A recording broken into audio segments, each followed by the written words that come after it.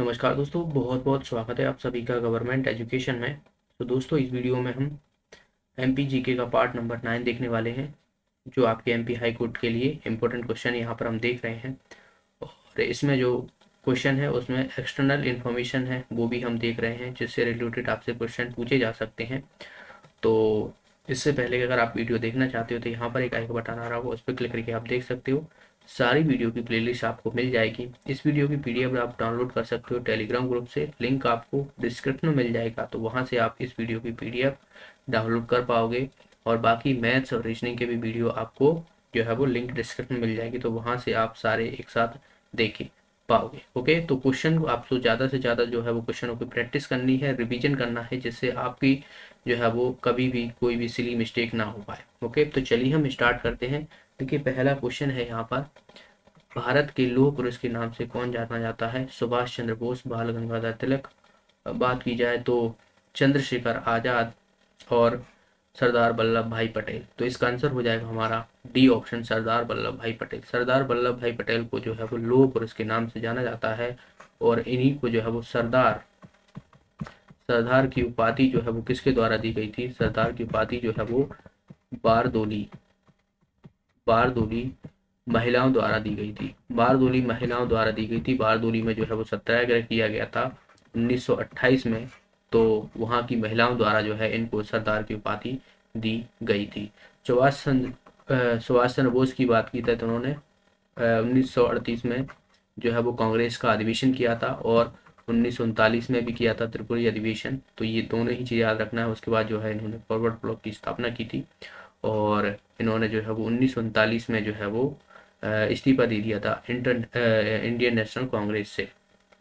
वहीं बात करें तो चंद्रशेखर आज़ाद, इनका जन्म मध्य प्रदेश के अलीराज अलीराजपुर के भावरा गांव में हुआ था। अब इसका भावरा का नाम जो है वो इन्हीं के नाम पर रख दिया गया है, चंद्रशेखर आजाद।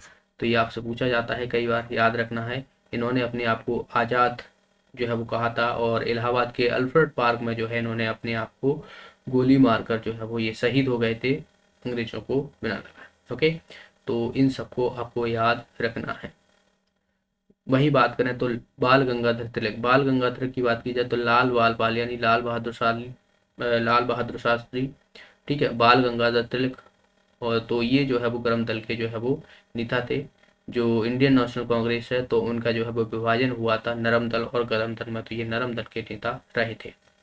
अगले प्रश्न की तरफ बढ़ते हैं। नेक्स्ट यहाँ पर, निम्न में से यहाँ पर आप देख रहे हो कि त्रिमूर्ति कला ब्रह्मा विष्णु शिव, इनका चित्रण आपको कहाँ देखने को मिलता है? एलिफेंटा की गुफाएं, एलोरा की गुफाएं, अजंता की गुफाएं, या औरंगाबाद की गुफाएं। इसका आंसर हो जाएगा हमारा एलिफेंटा की गुफाएं। एलिफेंटा की गुफाओं में जो है वो आपको त्रिमूर्ति यानी ब्रह्मा विष्णु शिव, या जिसे हम कहते हैं ब्रह्मा विष्णु महेश, यहाँ पर जो है इनको देखने को मिलता है। ये जितनी भी गुफाएं हैं आपको कहाँ पर देखने को मिलती है? महाराष्ट्र में। महाराष्ट्र में है एलिफेंटा की, एलोरा की, अजंता की, और बात की जाए औरंगाबाद की। तो इन सभी से भी क्वेश्चन पूछ लिए जाते हैं, याद रखना है आपको। मध्य प्रदेश से ये सीमा से ये टच करता है, ठीक है। तो ये भी आपको पूछा जाता है कई बार क्वेश्चन, तो ये भी आपको याद रखना है। आप बता सकते हो कि एमपी के कितने जिले जो है वो बात की जाए तो महाराष्ट्र की सीमा से साझा करते हैं? तो इसका आंसर आप कमेंट बॉक्स में बताइए, एमपी के कितने जिले जो है वो ये साझा करता है। अगला प्रश्न है, ग्वालियर के महाराजा के लिए किस जगह से मूल शूटिंग रिजर्व का जो है वो कार्य किया गया था? बांधवगढ़ अभ्यारण्य, बांदीपुर अभ्यारण्य, या बात की जाए महादेव अभ्यारण्य, या पन्ना रिजर्व। तो इसका आंसर हो जाएगा हमारा सी ऑप्शन, महादेव अभ्यारण्य। ये आपको ग्वालियर के महाराजा के लिए जो है वो मूल शूटिंग रिजर्व का कार्य किया गया था, महादेव अभ्यारण्य का। ओके, बांधवगढ़ आपको ये उमरिया कटनी में अब ये नेशनल पार्क हो गया है। बांदीपुर की बात की जाए तो ये आपको कर्नाटक में देखने को मिलता है, पन्ना जिले में देखने को मिलता है, ठीक है।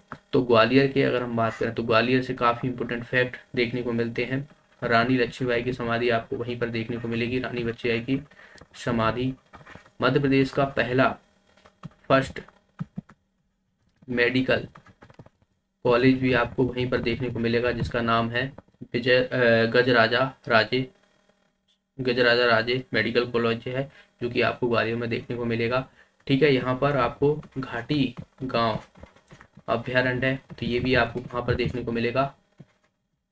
बात की जाए तो ग्वालियर में, तो ये भी कई बार क्वेश्चन पूछे गए हैं, तो इनको भी आपको याद रखना है। यहाँ पर आपको जो है वो ग्वालियर में जय विलास पैलेस भी देखने को मिलता है। और अगर आपसे माधव विलास पैलेस पूछा जाए तो आपको याद रखना है शिवपुरी में है वो, और जय विलास पैलेस जो है वो आपको यह ग्वालियर में देखने को मिलता है। तो ये भी आपको याद रखना है ग्वालियर के बारे में। तो इतना है।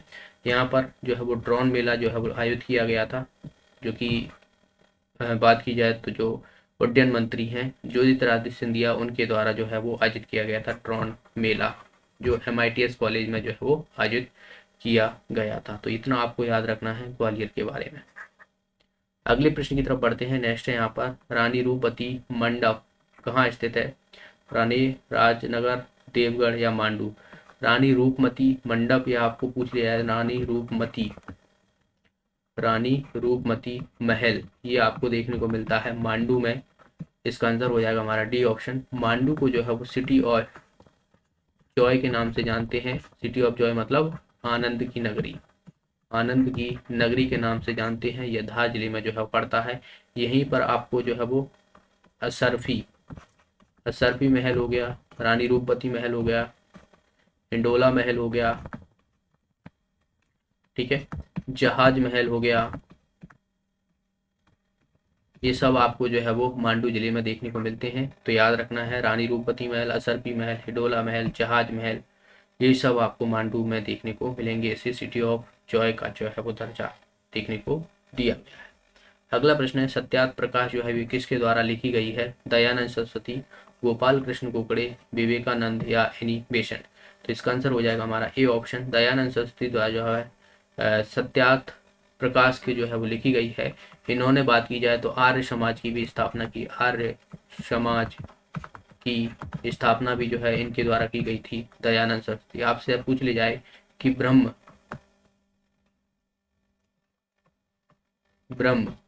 समाज की स्थापना किसके द्वारा की गई थी। तो याद रखना है राजा राम मोहन राय के द्वारा जो है वो ब्रह्म समाज की स्थापना की गई थी। और आर्य समाज की जो है वो दयानंद सरस्वती के द्वारा जो है वो इसकी स्थापना की गई थी। एनी बेसेंट की बात की जाए तो एनी बेसेंट जो है वो यह है इंडियन नेशनल कांग्रेस की पहली महिला अध्यक्ष बनी थी। कहाँ पर, कलकत्ता में, कोलकाता, ठीक है, कोलकाता में जो है ये बनी थी पहली, मध्य प्रदेश की पहली महिला अध्यक्ष। और अगर आपसे भारतीय पूछ ले हैं तो याद रखना है सरोजिनी नायडू, जो कि 1925 में बनी थी कानपुर अधिवेशन में। अगले प्रश्न की तरफ बढ़ते हैं। नेक्स्ट है यहाँ पर नोबेल पुरस्कार प्राप्त करने वाले पहले भारतीय कौन थे। Kailash Satyarthi, Venkatesh Ramakrishna, doctor S Chandrasekhar, Rabindranath Tagore. तो इसका आंसर हो जाएगा रविंद्रनाथ टैगोर। रविंद्रनाथ टैगोर जो है वो 1913 में जो है वो साहित्य के लिए, इनकी गीतांजलि जो है वो साहित्य था इनके द्वारा लिखी गई थी। तो याद रखना है किसके लिए, गीतांजलि, ठीक है, गीतांजलि के जो है ये साहित्य था इनके द्वारा लिखा गया था। 1913 में जो है इन्हें नोबेल प्राइज दिया गया था, किसके लिए, पीस के लिए, ठीक है। सीवी रमन, उसके बाद सीवी रमन थे, इनको 1930 में दिया गया था। हरगोविंद खुराना जो चिकित्सा से संबंधित है, इन्होंने डीएनओ की उन पे रिसर्च किया था, 1968 में इनको दिया गया था। मदर टेरेसा की बात की जाए तो ये 1979 में दिया गया था। बात की जाए तो चंद्रशेखर, इन्होंने भौतिक विज्ञान में 1983 में। और अमृत सेन की बात की जाए तो इन्होंने जो है वो आर्थिक या बात की जाए इकोनॉमिक के लिए जो है वो 1998 में जो है वो इनको नोबेल पुरस्कार दिया गया था। और वेंकटे रमन रामकृष्ण की बात की जाए तो 2009 में जो है वो दिया गया था। और वहीं बात की जाए तो शांति के लिए 2014 में कैलाश सत्यार्थी को दिया गया था, जिन्होंने बचपन बचाओ आंदोलन शुरू किया गया था। और बात की जाए तो इन्हें 2014 में जो है वो नोबेल पुरस्कार दिया था। ये विदिशा जिले से संबंधित है, मध्य प्रदेश के विदिशा जिले से संबंधित हैं। तो ये कई बार पूछ लिया जाता है, कैलाश सत्यार्थी। अगले प्रश्न की तरफ बढ़ते हैं। नेक्स्ट यहाँ पर भारत के राष्ट्रपति होने के लिए एक न्यूनतम व्यक्ति की आयु कितनी होना चाहिए। न्यूनतम आयु पूछी गई है। 18, 21, 25 या बात की जाए 35। तो आपको याद रखना है इसका आंसर हो जाएगा 35।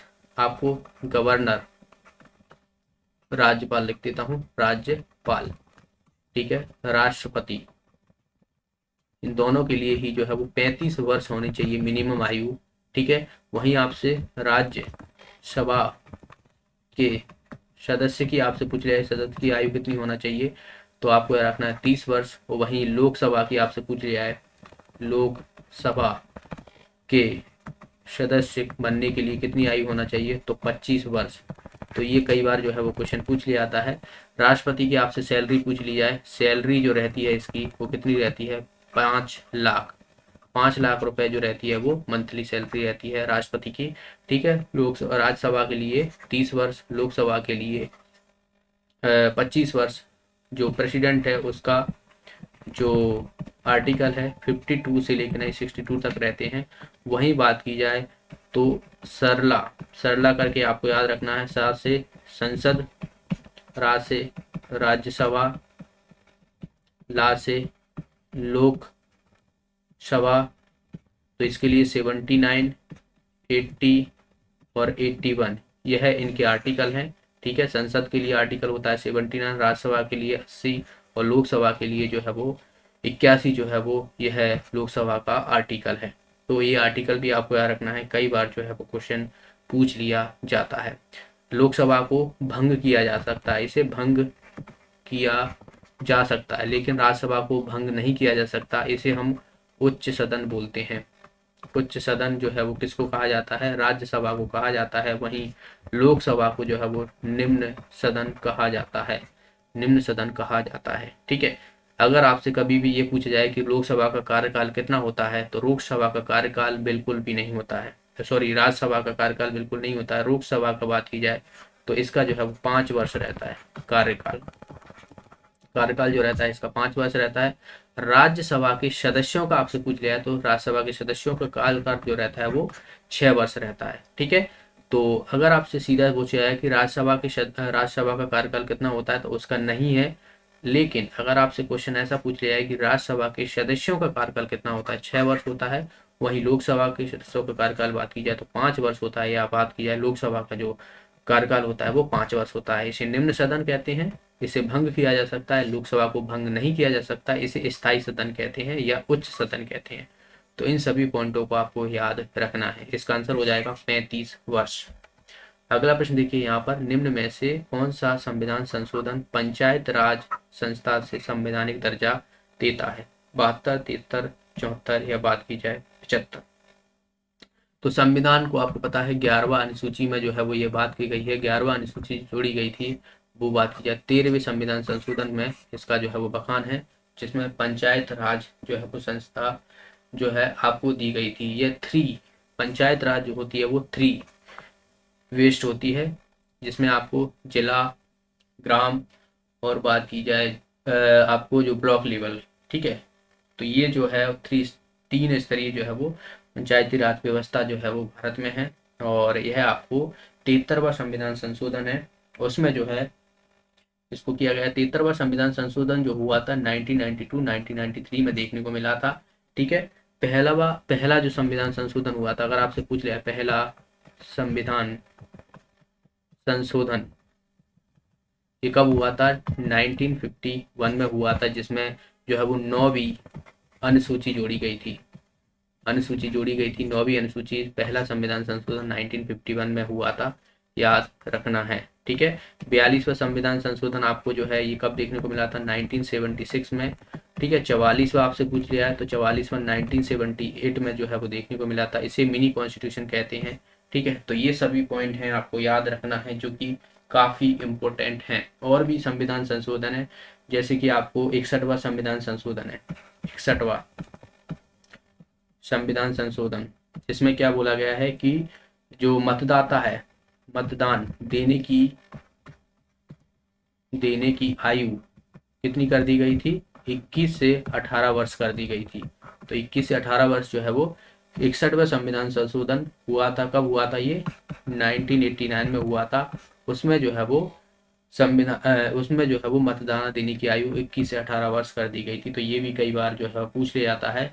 42वां संविधान संशोधन 1976 में हुआ था। इसमें 3 शब्द जोड़े गए थे, समाजवादी हो गया, धर्मनिरपेक्ष हो गया, एकता और अखंडता हो गया। ठीक है, तो ये जोड़े गए थे।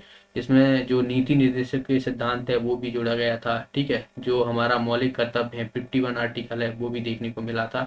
तो ये भी आपको वहीं पर जो है वो देखने को मिला था, जो कि 42वां संविधान संशोधन में जो है वो बात कही गई थी। ठीक है, और आपको याद रखना है ये सब चीज, ये पॉइंट। अगला प्रश्न है यहाँ पर, मध्य प्रदेश के मालवा क्षेत्र का सबसे बड़ा शहर एवं वाणिज्य केंद्र कौन सा है? भोपाल, इंदौर, उज्जैन या बात की जाए जबलपुर। तो ये आपको इंदौर जो है इसका आंसर हो जाएगा। ये मालवा क्षेत्र का है। मालवा क्षेत्र आपको पता हो तो जो मालवा है यह है सबसे बड़ा, मालवा का पठार सबसे बड़ा पठार है एमपी में। ठीक है, जो कि किससे? लावा से निर्मित है, लावा से निर्मित है।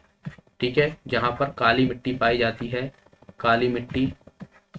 और मालवा की गंगा, मालवा की गंगा जो है किसे कहा जाता है? शिप्रा नदी को कहा जाता है, शिप्रा नदी को कहा जाता है मालवा की गंगा, जो कि इंदौर की काकरी बरली पहाड़ी से निकलती है। तो याद रखना है, मालवा की गंगा जो है वो शिप्रा नदी को कहा जाता है, जो इसके किनारे जो है वो उज्जैन का मेला लगता है। इंदौर जो है इसका आंसर हो जाएगा। इंदौर जो है वो इसे मिनी मुंबई का दर्जा प्राप्त है। मध्य प्रदेश की जो है वो मुंबई या मिनी मुंबई जो है वो यह है, इंदौर को कहा जाता है। इंदौर में जो है वो सबसे ज्यादा जनसंख्या है मध्य प्रदेश के सभी जिलों से, सबसे ज्यादा जनसंख्या जो है वो इंदौर में है। ठीक है, तो ये कई बार जो है पूछ लिया जाता है। इसकी वृद्धि दर भी आपको सबसे ज्यादा देखने को मिली थी, 20.35 करके जो है वो इंदौर की जनसंख्या वृद्धि दर देखने को मिली थी। ठीक है, इंदौर।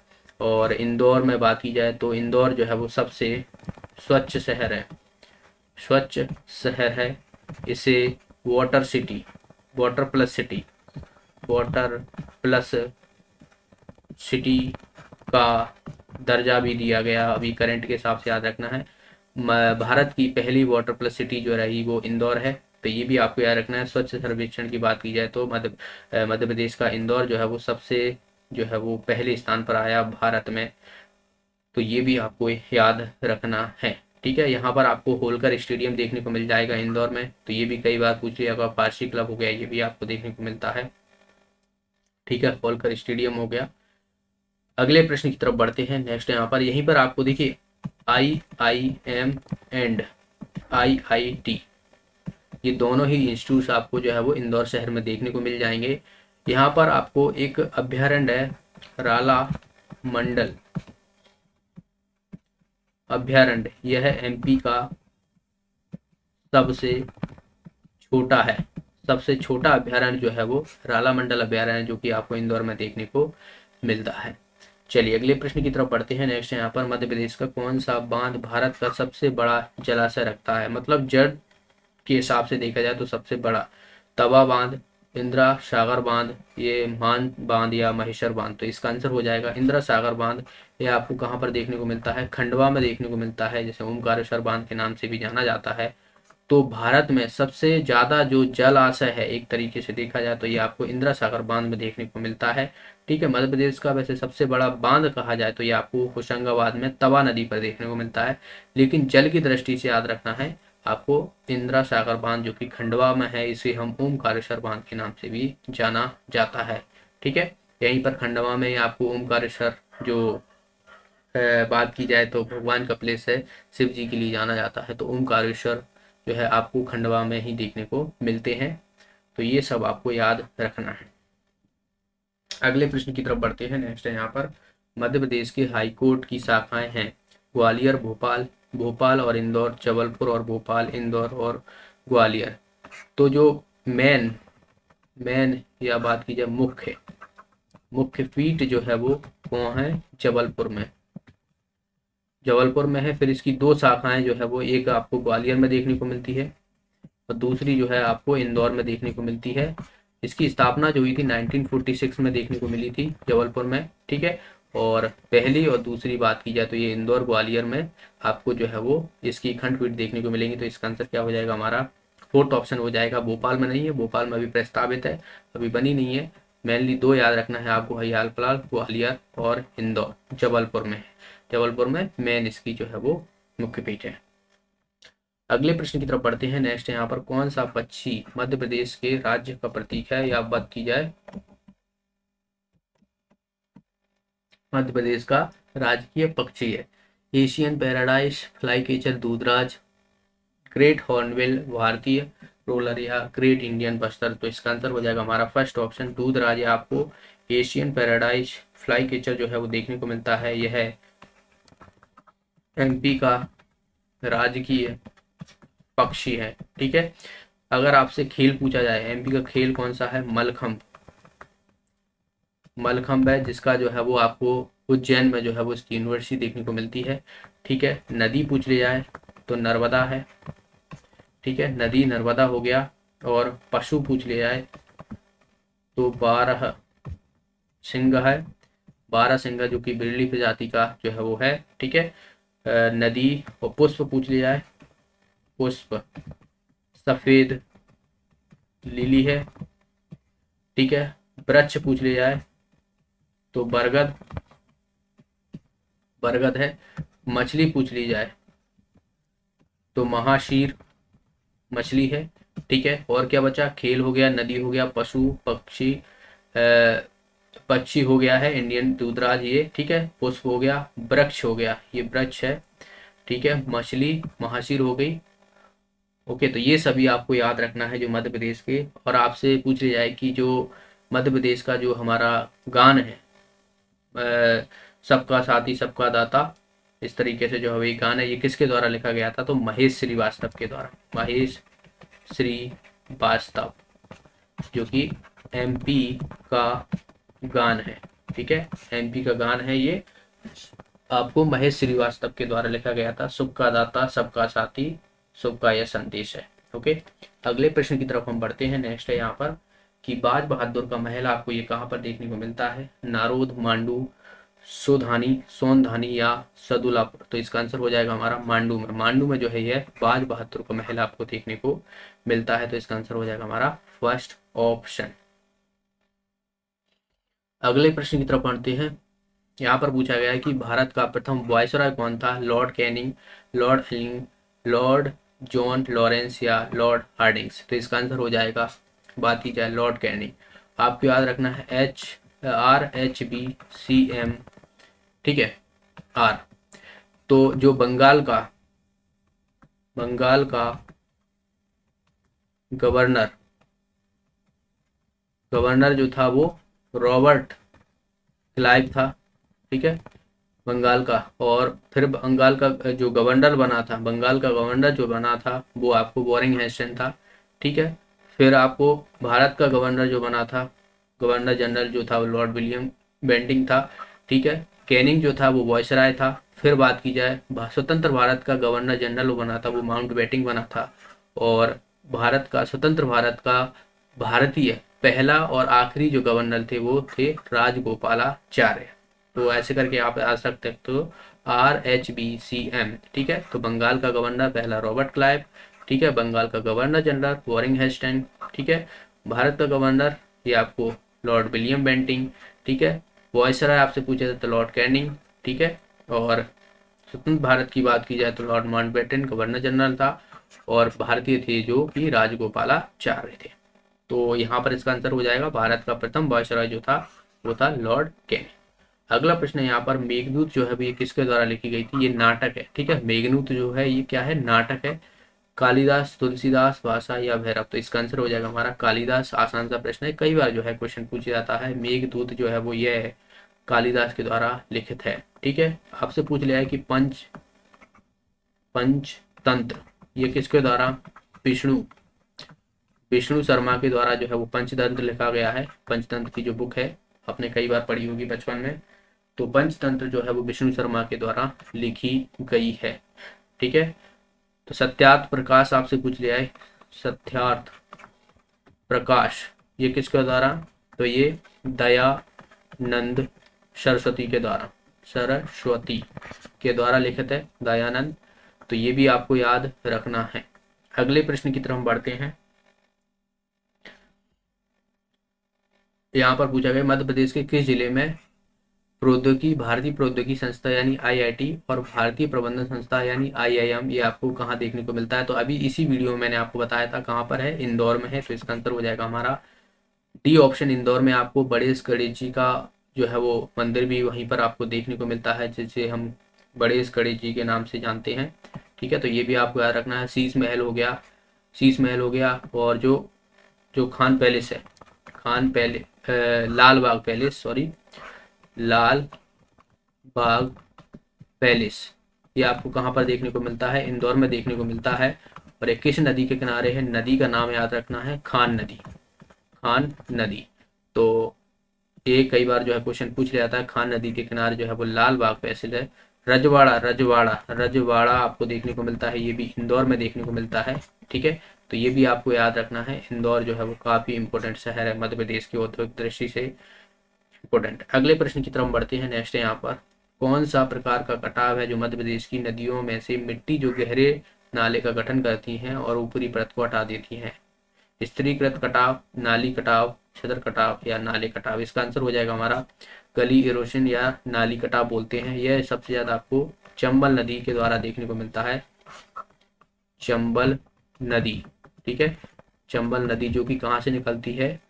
जाना पावा पहाड़ी से निकलती है, इंदौर के जाना पावा पहाड़ी से। और यह आपको सबसे ज्यादा इसमें मृदा अपरदन देखने को मिलता है, मृदा अपरदन, अपरदन। यह कहाँ पर? मुरैना जिले में, भिंड मुरैना क्षेत्र में जो है आपको ये देखने को मिलता है। और यहाँ पर जो है वो इस मृदा बंधन को काफ़ी गड्ढे जो है वो बनाए जाते हैं, जहाँ पर जो डाकू हो गए, वैसे जो लुटेरे होते हैं, उनका जो है वो रहने का स्थान बन जाता है। चंबल नदी इंपॉर्टेंट है। चंबल जो है वो बात की जाए तो जमुना की सहायक, सहायक नदी है। ठीक है, इटावा के पास जो है ये यमुना नदी में मिल जाती है चंबल नदी। चंबल नदी की कौन सी है? क्षिप्रा नदी सहायक नदी है। तो क्षिप्रा नदी अगर आपसे पूछ रहा है कि क्षिप्रा नदी किसकी सहायक नदी है, तो चंबल नदी की है। चंबल नदी जो है वो ये है, इसकी 964 करीबन जो है इसकी लंबाई है। मध्य प्रदेश की दूसरी सबसे बड़ी नदी है, और यह है आपको जो है वो एमपी एंड राजस्थान की सीमा बनाने में मदद करती है चंबल नदी।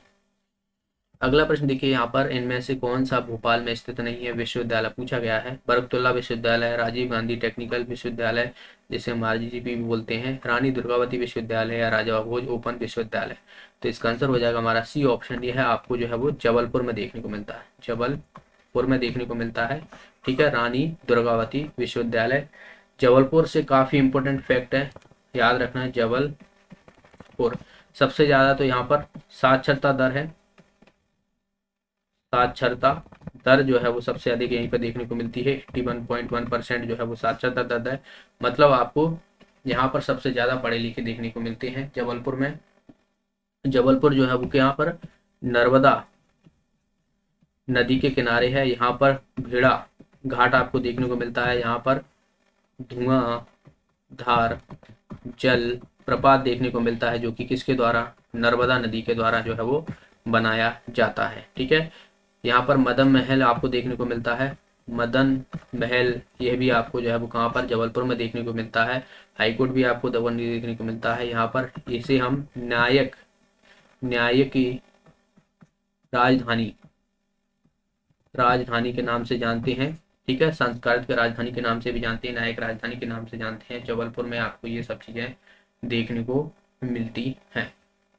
अगले प्रश्न की तरफ बढ़ते हैं। नेक्स्ट यहाँ पर, देवी अहिल्याबाई के अंतर्गत होलकर राजधानी थी? उज्जैन, ओमकारेश्वर, इंदौर या महेश्वर? तो देवी अहिल्याबाई जो है ये इनकी अंतर्गत होलकर की राजधानी जो रही थी वो महेश्वर रही थी। इसका आंसर हो जाएगा हमारा डी ऑप्शन। महेश्वर में आपको एक जल प्रपात है, जल प्रपात है, जो किसके द्वारा? नर्मदा नदी के द्वारा निर्मित है। नर्मदा नदी के द्वारा आपको, नर्मदा नदी के द्वारा 3 जलप्रपात देखने को मिलते हैं। देखिए, एक तो दुग्ध धारा हो गया, दुग्ध धारा, ये आपको कहाँ पर? अमर कंटक में देखने को मिलता है। ठीक है, दूसरा जो होगा धुआंधार जलप्रपात, ये मैंने बता चुका हूँ, नर्मदा नदी के द्वारा है। ये कहाँ पर? भेड़ाघाट जबलपुर, भेड़ाघाट जबलपुर में। और तीसरा है सहस्त्र धारा जलप्रपात ये आपको देखने को मिलता है महेश्वर में। ठीक है, तो ये तीनों ही जो है वो नर्मदा नदी के किनारे निकलते हैं, और वो अहिल्याबाई की जो है होलकर की राजधानी जो रही थी वो महेश्वर रही थी। अगले प्रश्न की तरफ बढ़ते हैं। भारत की स्वतंत्रता के समय भोपाल का शासक जो है वो कौन था? नवाब हमीदुल्ला खान, नवाब सुल्तान जहां, नवाब शाहजहां बेगम, या मशहूर अली खान पटौदी। तो इसका आंसर हो जाएगा नवाब हबीबुल्ला खान जो था वो स्वतंत्रता के समय जो है वो भोपाल का शासक हुआ करता था। वीडियो लाइक कीजिए, शेयर कीजिए ज़्यादा से ज़्यादा लोगों में, और अभी तक आपने चैनल को सब्सक्राइब नहीं किया है तो चैनल को सब्सक्राइब कर लीजिए। आने वाले आपकी बहुत सारी भर्तियों के लिए यहाँ पर तैयारी कराई जो कि फ्री रहेगी। ओके, यूट्यूब पर आपकी क्लासेस जो है फ्री है, और बाकी की आप देख रहे हो यहाँ पर मैथ्स रीडिंग भी, तो वहाँ पर भी आप चीज़ें जो है वो देख पाओगे। काफ़ी अच्छे से सरल भाषा में आपको समझाने की कोशिश करता हूँ, और कम क्वेश्चनों में जो है वो ज़्यादा इन्फॉर्मेशन जो है देखने को मिलती है यहाँ पर। तो मिलते हैं अगले वीडियो में, तब तक के लिए बहुत बहुत धन्यवाद।